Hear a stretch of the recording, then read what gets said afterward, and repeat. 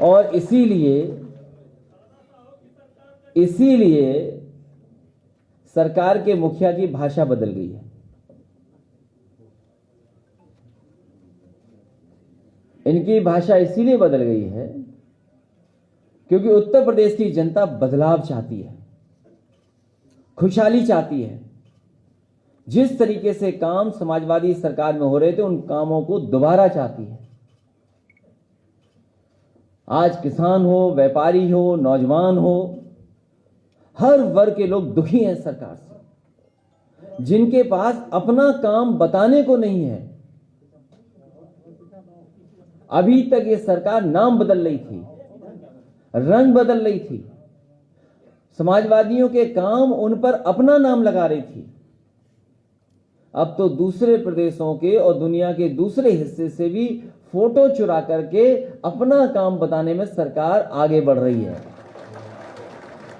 मैं बधाई देना चाहता हूं सोशल मीडिया के तमाम नौजवानों को, जिन्होंने कम से कम भारतीय जनता पार्टी के मुख्यमंत्री जी को दिखा दिया कि विकास क्या होता है। दुनिया में जो विकास हुआ है, उनकी तस्वीरें लगा करके दिखा दिया मुख्यमंत्री जी को कि आखिरकार विकास क्या है। एक भी काम इस सरकार का वो नहीं है जिसका स्वयं शिलान्यास किया हो, उसका उद्घाटन करने जा रहे हो। इस सरकार के मुख्यमंत्री जी और सरकार वो काम नहीं बता सकती जिसका वो शिलान्यास किया हो और उसी का उद्घाटन कर रहे हो। इन्हें अगर अपने पार्टी के नेताओं को भी सम्मान अगर देना पड़ रहा है, उसके लिए भी काम नहीं किया सरकार ने। अपनी पार्टी के नेताओं को भी सम्मान देने के लिए इनके पास काम नहीं है। और अगर कोई काम चुरा रहा है तो समाजवादियों का काम चुरा करके अपने नेताओं के नाम लिखते हैं।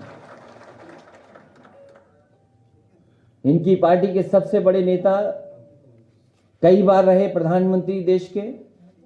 मुझे याद है कि 25 दिसंबर 2019 को उनके नाम पर एक मेडिकल यूनिवर्सिटी का उद्घाटन हुआ था, शिलान्यास हुआ था,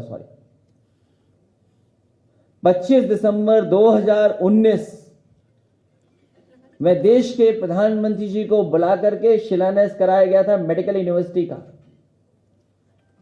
जो जगह भी ली गई थी उस यूनिवर्सिटी को बनाने के लिए, वो वही जो समाजवादी सरकार में चक गजरिया सिटी डेवलप हो रही थी, उसी जगह में मेडिकल की एक दूसरी जगह को कैंसिल कर करके अपनी मेडिकल यूनिवर्सिटी बनाने का जगह छीनी गई थी। आज कितना समय गुजर गया है,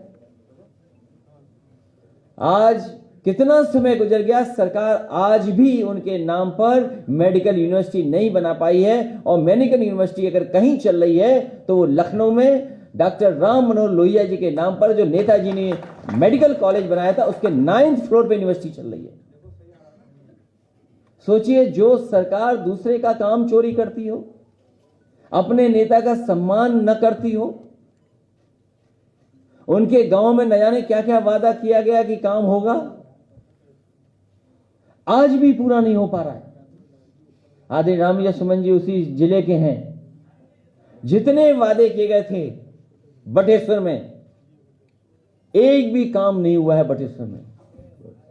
और हम भरोसा दिलाते हैं बटेश्वर के लोगों को, समाजवादी सरकार में मंदिरों का भी संरक्षण हुआ था, वहां पर घाट भी बने थे, साइकिल हाईवे भी बना था, और विकास के कार्य भी हुए थे, मेला लगता था उसका भी सुंदरीकरण हुआ था, वहां पूरी की पूरी शीशे काम हुआ। भविष्य में समाजवादी सरकार बनेगी तो अगर कोई अच्छी यूनिवर्सिटी बनानी पड़ी या कॉलेज बनाना पड़ तो बटेश्वर में बनाने का काम समाजवादी लोग करेंगे।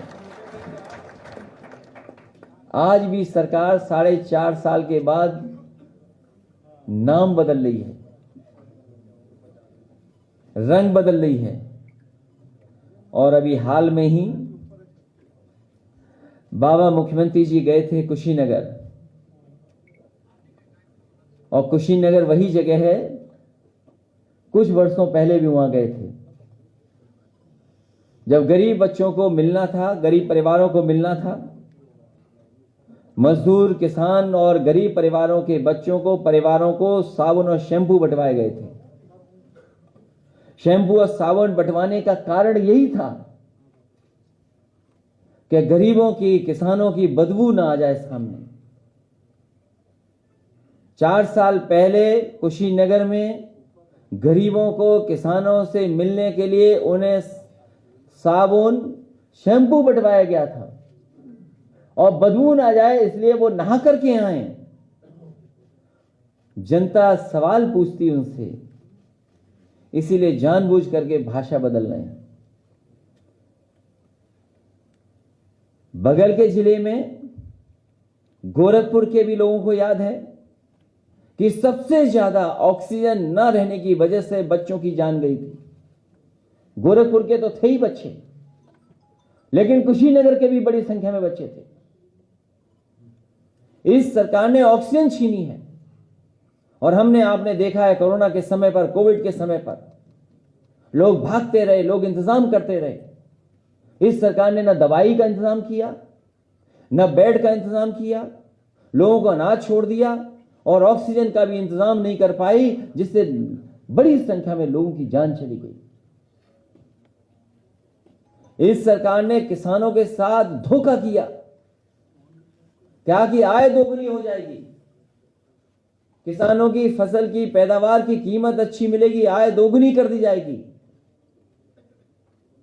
लेकिन न आय बता रहे हैं और महंगाई के कारण, चाहे वो डीजल हो, पेट्रोल हो, सिलेंडर हो, उसकी महंगाई कितनी हो गई। दालें हैं, तेल है खाने का, सरसों का तेल कितना महंगा हो गया। और सरकार से जब पूछा गया कि सरसों का तेल आखिरकार महंगा क्यों हो गया, तो सरकार कहती है कि इसमें हमने मिलावट नहीं की है, इसलिए सरसों का तेल महंगा हो गया। इसलिए एक बार फिर मैं अपने समाजवादी साथियों को बधाई देता हूं और खासकर बिलाल सहारनपुरी शायर और लेखक हैं, इन्होंने बहुत शानदार गाना लिखा, इसके लिए इनको बहुत बहुत बधाई। केवल गाना लिखा रह जाए और अगर उसमें मेलोडी ना हो, म्यूजिक ना हो, तो वो अधूरा सा लगता है। इसलिए अल्तमस फरीदी, जिन्होंने गाना गा करके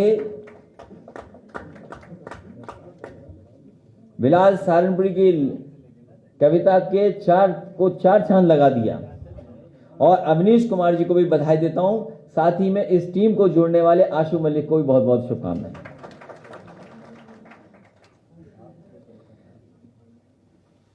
सरकार को अपना चुनाव चिन्ह बुलडोजर रख लेना चाहिए।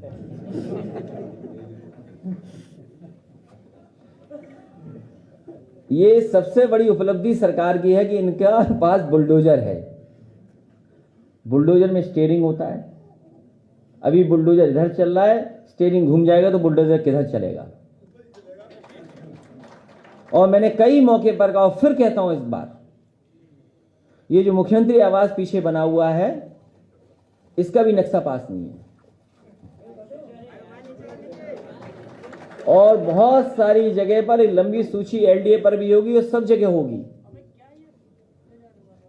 मैं अपने गरीबों को, जो अयोध्या फैजाबाद के गरीब हैं, जिनका घर छीन लिया गया, रात में बुलडोजर चला दिया, तस्वीरें वीडियो सब ने देखा है। सरकार मनमानी कर रही है, सरकार कानून को नहीं मान रही, जो मर्यादाएं होती हैं राजनीति में उसकी परवाह नहीं कर रही। हम इन गरीबों को भरोसा दिलाते हैं कि जब कभी भी समाजवादी सरकार बनेगी और आने वाले समय में आपके सहयोग से, आपकी मदद से, और गरीबों, किसान, नौजवान बनाने जा रहे हैं, आपका सम्मान भी वापस होगा और आपके घर जो तोड़े गए हैं वो वही के वही घर बना करके समाजवादी सरकार देने का काम करेगी। और जो अधिकारी चुपचाप ये कानून कागज पे घुमा रहे हैं, समाजवादियों ने सूची बनाई है। अधिकारी ये ना समझे कि बच जाएंगे। अगर किसी की जिम्मेदारी है तो अधिकारी की भी जिम्मेदारी है।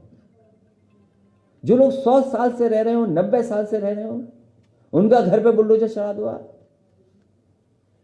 ये कहां का कानून है, कहां की आपने जानकारी हासिल कर ली। ये जो सरकार के इशारे पर काम करने का तरीका है, 4-5 महीने बचे हैं, जो करना चाहो कर लो। इसलिए मैं भरोसा दिलाता हूं इन गरीबों को, पूरा का पूरा गरीबों का सम्मान करने का काम समाजवादी लोग करेंगे।